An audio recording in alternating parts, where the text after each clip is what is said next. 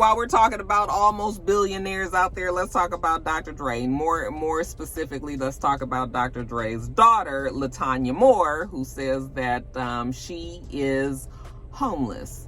Okay. This is DrDre's full-grown daughter. She's somewhere around late 30s, I believe. I didn't write down her age, but she has come out and said that she's been cut off from DrDre since January of 2020.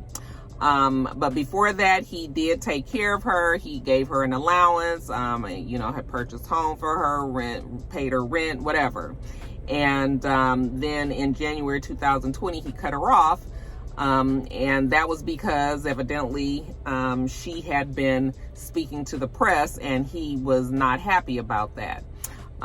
So now, fast forward to now, she is claiming to be homeless. She said that she's been living out of her car. She does have children. However, her kids are staying with friends. Her kids aren't staying in the car with her. It's just her. But she's living out of her car, she says, and that she's driving like Uber Eats and Postmates and, these delivery jobs. Also, she said she worked in a warehouse. I was like, she must work for Amazon. Honey, I know for a fact that Amazon will give you all the hours you want, if you work there. But anyway, she said that she's doing that. But it's still not enough for her to afford to be able to live on her own, and she is destitute and homeless, okay? She also shared that she is not able to reach out to her father, just one-on-one. She can't call him on the phone. She doesn't have his information. She says she actually hasn't seen her father for 18 years, all right? And when she wants to get in touch with him, she has to reach out to his team, and then they make the arrangements for her to be able to speak to him or whatever. But like I said, since January 2020, it's been all that shit was cut off. And she is letting everybody know, okay? One of the reasons why DrDre supposedly has a problem with her in the first place is the fact that she comes to, social media and airs her grievances. So, what do you guys think about that? when I hear stories like this, I'm always like kind of like, now how do we play this one? For sure, I'm not obligated, even as your parent. I am not obligated, meaning legally, I do not have to take care of you after you have turned 18. You can get the fuck out of my house and you can go do what you want to do, and I don't have to do anything else for you.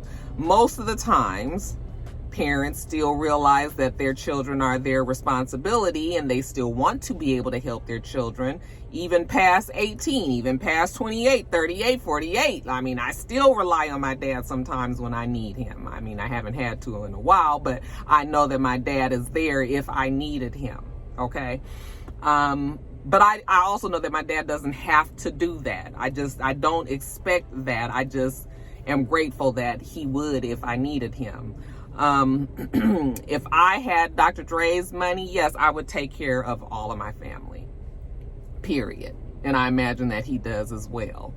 Okay, I would take care of everybody. That would be just another one of the bills, because that kind of money, you can take care of everybody. All right, and I'm talking about my immediate family, my brother's kids, their family, their immediate family, and then my dad and my mom, if they were alive. If I had that kind of money, I would take care of them. Along with my family, obviously, my immediate family in my own household. But I wonder how I would feel if I knew that I had a kid out there that was just talking reckless about me in the public. Would I still want to take care of them? I think that I would probably take care of them for as long as I could. Okay, I would try to. But if it got to a disrespectful level that was irreparable, or if it was to a level where I just felt like you really crossed the line, then I honestly don't. I still don't think that I would cut them off. I probably would really just have nothing else to do with them, and I would just, knowing me, I probably would still feel like, okay, I'm gonna take care of you because I have it, and there's no reason why you should be homeless. But I don't have a problem with other people who just be like, no, fuck it, I'm cutting you off. Like, I just know that my heart, I still will be trying to do something for this child. Again, this is only if I had that kind of money. Now, if we talking about today,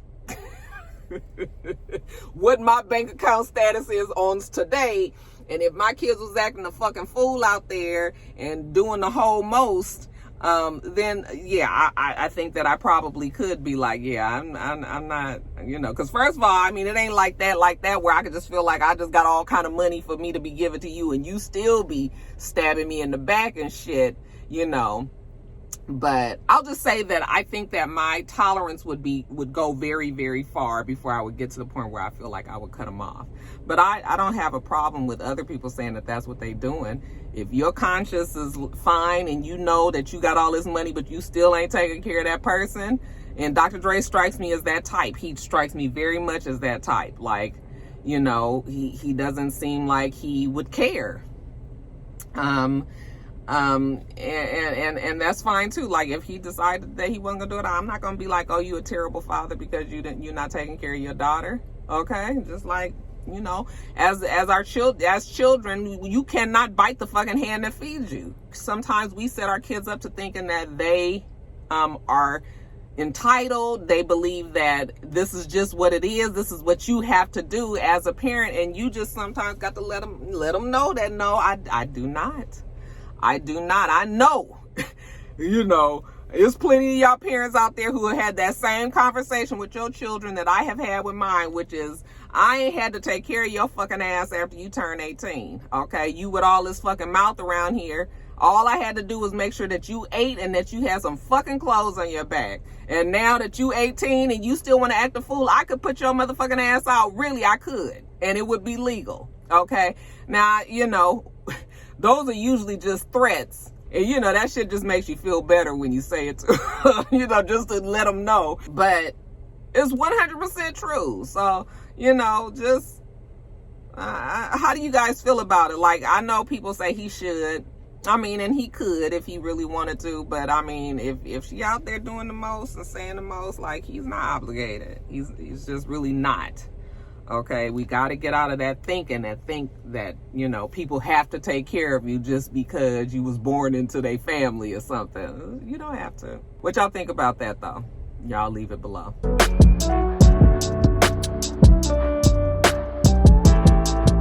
All right, you guys, so people was all in the celebratory mood because just last week, I think right after I did Top of the Blogs, or maybe right before or something, but I missed the story, Russell Westbrook, they did this major deal and they traded him, and he will now be back with the Los Angeles Lakers.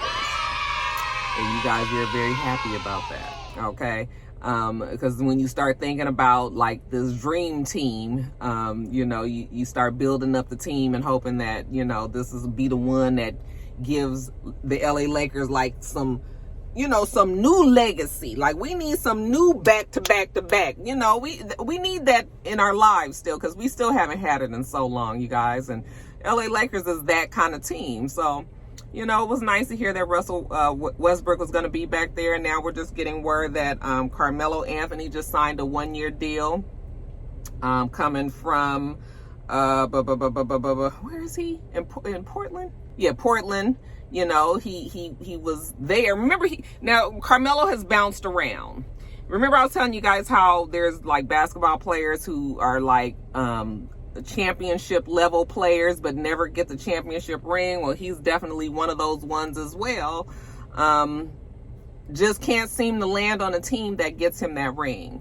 He was in Houston, thought that was gonna go well, didn't go well. You know, he was waived, and then he ended up in Portland, and now he's going to LA Lakers. And like I said, just a 1-year contract.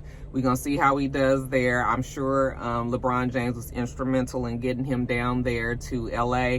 And I mean, yeah, we're excited about it, you guys. But many times we had a dream team back in the day. I remember when Gary Payton came to the Lakers, and I remember when what's his name from Utah, Karl Malone. I remember when they came to the Lakers, and we thought we was fixing to just fuck it up. I mean, we had a dream team when they were all there, Ori and Shaq and Kobe and all.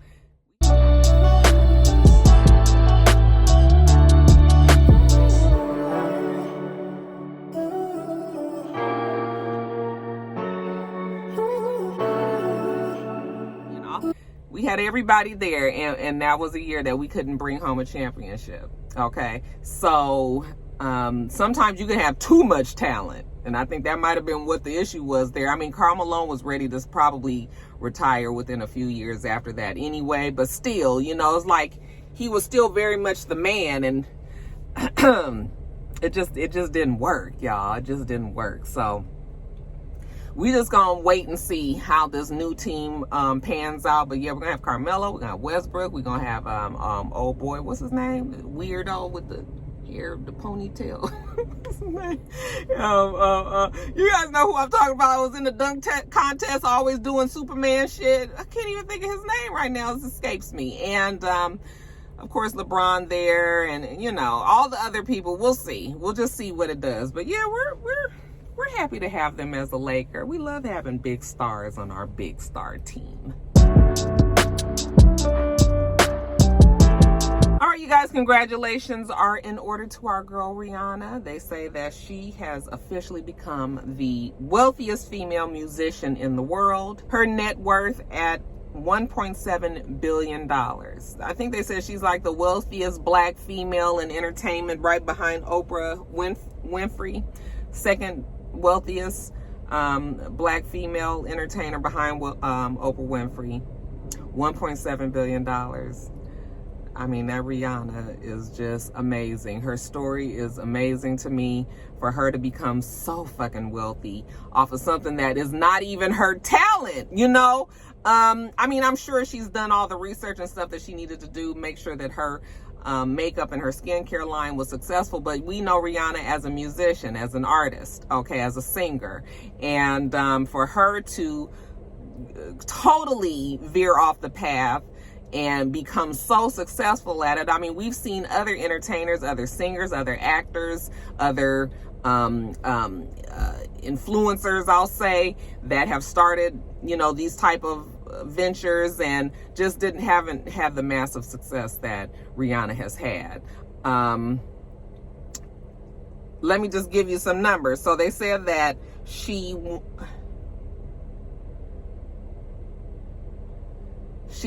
got, I'm sorry, Joe is interrupting. He's right next to my car. He's giving me issue. So how'd it go? So you got it? Okay, gainfully employed. Okay, well, good. All right. Yeah, child. Joe is going to be substitute teaching, but with the schools tripping right now, we're not sure what's going to happen. He hasn't been called on for his substitute duties, and so now it's like he got to try to find something else until this substitute situation works out. Okay, anybody out there got the hook up on substitute teachers out here in Atlanta? Y'all please let your girl know, because we trying to get the boy a job there. But anyway, let me get back to it. So okay, so it's 1.7 billion, right? Okay, they say that 1.4 billion dollars is what she made off of her beauty line, Fenty Beauty. Okay, that she owns 50% of that business. Then they say that she made $270 million from her Savage Fenty line. That's her lingerie line that she has. And so when you add up the 1.4 and the $270 million, that's $1.67 billion that she's made on her side hustles, you guys, on her side gigs. All right. And we can do a little math. So if we got 1.67, that means that she made about $3 million from her main gig, which is her singing. Okay, now you tell me, which one would you be clamoring to get to every day? If you looked at what you made, what money you made from it, would you be trying to make sure that you give all your attention to this beauty line? Would you be giving your attention to this lingerie line? Or would you be giving your attention to this damn music career? Okay, I think Rihanna has made that choice. And bitch, you ain't never getting a damn album from Rihanna again. I mean, I'm sure if she would put out music, she would make more money from her music. But what I'm saying is, the music career ain't definitely making her the kind of money that she is pulling in from her beauty line. Because that's where the bulk of her money is coming from. And I am really proud of her, you guys. Rihanna had you know, she didn't have a rough start, but she had some bumpy times in the middle of everything. And now she's just gotten to a point where she's still young and she is smooth sailing. Okay. And I'm so proud of her. I love Rihanna. I love Rihanna because she is just not really problematic, and she just kind of lives her life, and we love her music and, you know, all that. And she's done it on her own. She doesn't have, you know, she's not with any, I mean, I know she's with ASAP Rocky right now. I just feel like that's something she's going through. I was like, girl, how long are we gonna have to deal with this mess? Shit. But I mean, you know, I just feel like she's done it on her own, and that means a lot to me. I mean, really, Rihanna could get the fist pump of righteousness for that Black Girl Magic. Really, she really could. So we go on and give that to her. We give it to her today. You know, the Black Girl Magic, you just ain't gonna get enough of us now, are you? Congratulations, Miss Rihanna. Now let me hold something. All right, you guys, so they say that the intelligent adjacent, you also know him as T.I., okay, we could also call him Clifford Harris. That's what his mom calls him. T.I., the IA. He was in Amsterdam, or he probably still is in Amsterdam. He's been on vacation with his wife of 11 years, Tiny. He and Tiny are actually celebrating their 11th anniversary out there in Amsterdam, and it seems that T.I. was arrested. Okay, now it was just a little mix-up. They say that T.I. was riding his bike through the city, and while he was riding his bike, that's considered operating a vehicle. He had his cell phone out. He must have been looking at his cell phone, not really paying attention to what he was doing or where he was going. And it seems that he ran into a cop car, okay? Like rode his bike into a cop car and broke off the rear view mirror. I'm thinking on the side of the car. He said that the cop was extremely upset. Even though he was fine, he felt like, you know, damn, it was just the mirror. He's sorry, you know, and that's just something that they could take care of. You know, he'll pay for the mirror kind of situation. But they was like, no, we about to arrest your ass. Okay, so they took him on in. He said it was, you know, without incident. They didn't get rough with him or anything. They just opened the door because nobody could speak English. So there was that barrier. But he said he got in the car and they went down to the station and it got cleared up, you know, and they let him go. He also did not have his passport with him when he was riding the bike, so that also brought in some issue, they say. But T.I. was just like, all's well that ends well. You don't have to worry. The IA, I'm sure he gave him all kind of big words, you know, words that they couldn't understand, but maybe they felt like maybe he was saying something. Look, we feel the same way here in the United States. And I'm sure once he called his lawyer and all that, they were able to get everything straightened out. So don't worry about it. T.I. will be back over in the United States soon enough, pontificating and saying things that nobody asked him about.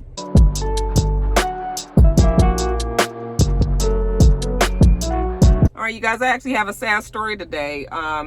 Tony Baker, you guys know him, the comedian on Instagram, does the voiceovers and different things like that. They say that his son, I think his name is pronounced Serene Baker, 21 years old. He was killed in a horrific auto accident as a result of drag racing. So Serene, 21 years old, Jaden, 20 years old, and Natalie Mogadon, she was 19 years old. They were all killed in this crash. They were not part of the drag racing. They were innocent bystanders, which is usually how it happens. This was in Burbank, California. They were making a turn on a street, and there was a Kia and a Mercedes that were racing. They said they had been racing down this street and had been racing for quite some time. And when they came up on this intersection where Serene was trying to make a turn, that is when they collided. They said that all of them, there were 4 people that were actually in the car. There was an unnamed victim as well. That victim actually did survive and is in critical condition at a hospital out that way. But the other 3 that I named, and this 4th victim, they all were ejected from the car. So I'm imagining that they probably didn't have on seatbelts, even though when you see the car, even looks like even if they had on seatbelts, that the force probably was so horrible that they would have been ejected anyway. but all 4 of them were ejected. The 3 died because they had like multiple blunt force trauma and injuries to their bodies and their heads, so they died immediately. They said that the Kia is the one that took the most of the collision. And when you see the pictures of the cars, I mean, you can't even tell that they were cars. The 4 victims were in a Volkswagen. I'm not sure what kind of car, but the other one that was in the Kia and the Volkswagen, half of the Volkswagen is gone. The Kia, it looks like, is just like a mangle of metal. They said that there was a fire. It was horrible. And the person that was in the Kia was also critically injured but did not die. And then the people that were in the Mercedes weren't injured at all. They said that their car wasn't even really injured, and wasn't really damaged, and neither were the drivers of the Mercedes. So I believe the Kia took most of that impact, along with the Volkswagen. And yeah, you got 3 kids that are dead, lives snuffed out. They have got to do something about this drag race, and it's so bad. It's awful here in Atlanta. You know, if you are in the city of Atlanta, they say that there's a lot of drag race, and you see it on the news all the time. It's gotten to the point where they're trying to do some sort of legislation to stop it, because it's dangerous. Yes, it's fun. Yes, you know, you see it, and we're all amazed with Fast and the Furious and everything, but the reality is it's very dangerous. It's not monitored. You know, there's no safety measures in there, and people can get killed. So, you know, Tony Baker, they said that him and his wife, you know, they just can't believe it. You know, they just go in and out of like non-belief, like can't even imagine that their child is gone. And, you know, just a horrible place for any parent to be. So, our prayers up to the families of all of the victims. We'll see what happens to those that caused the accident. I know I read that they let the people in the Mercedes go, that they didn't even get arrested. I don't know what's going to happen. I'm sure that person that was in the Kia will get manslaughter charges at least.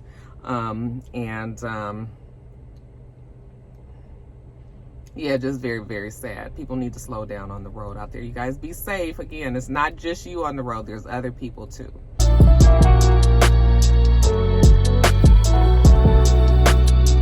All right, you guys. So Pepa, Mama named her Sandra Denton. Back in 2019, Pepa sued her plastic surgeon, Dr. Saya, I believe is the name, over negligence, and claimed that the doctor botched the surgery of her removal of some butt implants. So evidently she was in a car accident, and the impact was so bad that it had shifted her implants, and she just wanted the implants to be removed. So Dr. Saya removed the implants, but had all of these complications, and she had to have all of these different corrective surgeries, and now it's got to the point where she feels like her butt is hard. She says that when she went to another doctor to get that problem fixed, that doctor told her that her butt was filled with like still a lot of leftover silicone and a lot of scar tissue and all of that, and that is the reason why her butt feels the way, you know, was feeling the way that it does. So I'm assuming she's got it corrected. Or maybe she hasn't. Maybe she hasn't, because I know it's very difficult to get rid of scar tissue. You can't, it ain't just a matter of just cutting it out and all of that. So people, you know, bodies is fucked up from a lot of this plastic surgery when they were using silicone so much. So that was in 2019. Fast forward to today, Dr. Saya is suing her back because Dr. Saya said she never got paid, or he, I'm not sure if it's a woman or a man, but the doctor is saying that they were never paid for the, you know, the countless surgeries that they performed on Pepa, and now they want their money. So they're suing for $676,675. I was like, what the fuck kind of plastic surgery you got? What the hell? That $676, is that damages too? I mean, emotional pain and, you know, loss of income and all of that, because what the fuck kind of surgery we having where you want to be trying to get almost $1 million from body? I mean, $750,000 for what? The doctor has filed this lawsuit and then they actually filed it as a lien as a part of the lawsuit that Pepa has filed against Uber, because she was in an Uber when the accident happened. So the doctor is trying to make sure that if she gets any money from the Uber lawsuit, then that he gets, or the doctor's office gets the money from that lawsuit. I was like, I'm still $676,000 damn dollars. I sure want to see if that one goes through for him. I mean, clearly she hasn't paid him, but I wouldn't have paid either. You know, if there were problems with the surgery, I would have felt like I'm not paying for this either. So we'll see what comes out of that, because I almost feel like, can she go back and re-sue the doctor for some bullshit? My rock star lawyers out there, y'all put me up and let me know. But in the meantime, y'all be careful picking these plastic surgeons. I told y'all, if I was ever to do some type of plastic surgery, I'm only going to the best, honey. I'm going to Beverly Hills.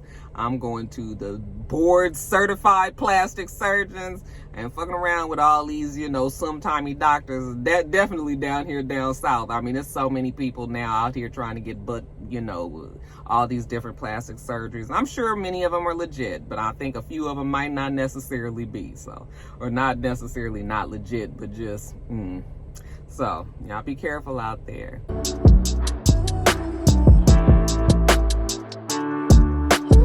And then lastly, y'all, your boy Andrew Cuomo. Child, it hurt my heart to hear all these stories about Andrew Cuomo. I don't know what to make of him. It's not that I don't believe it, because I believe very, very much so that, people are saying that they were being sexually harassed, that it's probably most likely true. It's just weird to me that the stories never came up.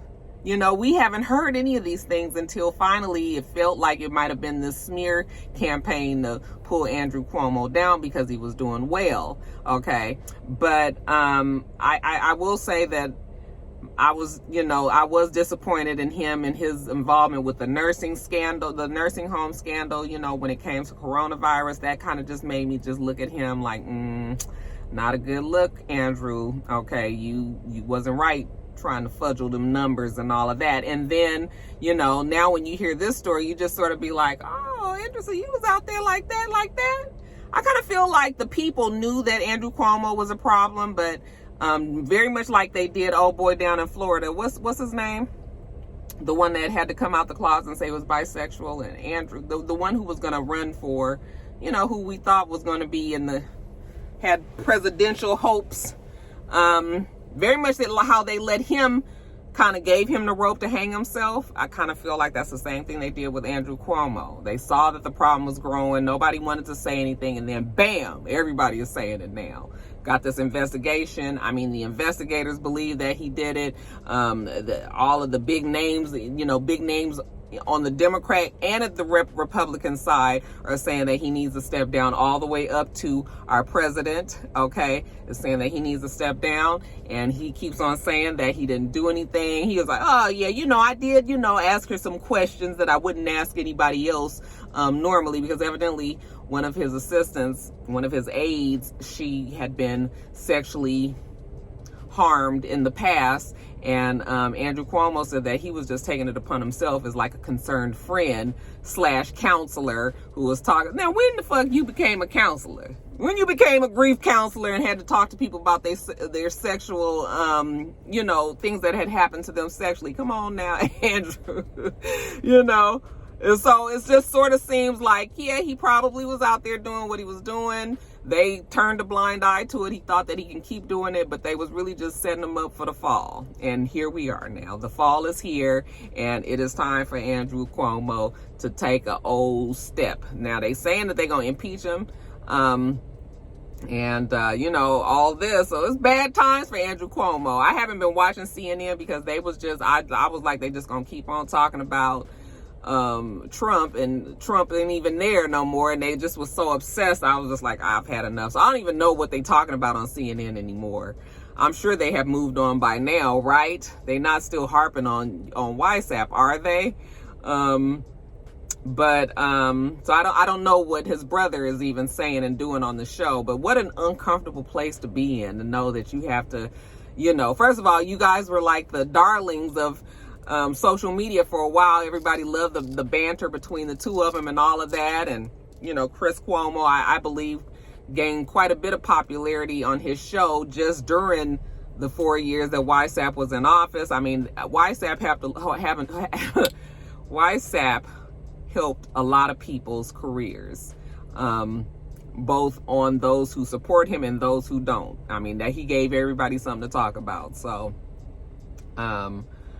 you know, I just would be curious to see what Chris Cuomo is saying about this whole thing. I think they said that he's not even talking about it on CNN, but how just weird and uncomfortable. It's like the elephant in the room. Everybody know your brother out there humping on women and shit, and you can't even say nothing about it, against it or for it, you know. Anyway. My folks, my rock stars in New York, though, okay? Y'all just my regular true blues out there. Y'all just tell me, what is the word about Andrew Cuomo, okay? Because the news will have you thinking that everybody out there hate him, and then you talk to somebody in New York, and they be like, girl, everybody love Andrew Cuomo. That's just the politics sides of it. So I don't know what to make of it. Y'all tell me what they talking about down there. Do y'all love the man, or do y'all hate the man? Do y'all want the man to stay in office, or is it time for him to go?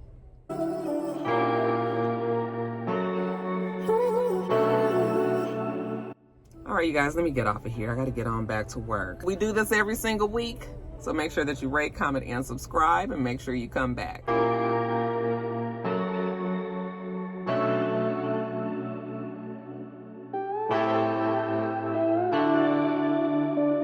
Until next time, rock stars. Bye.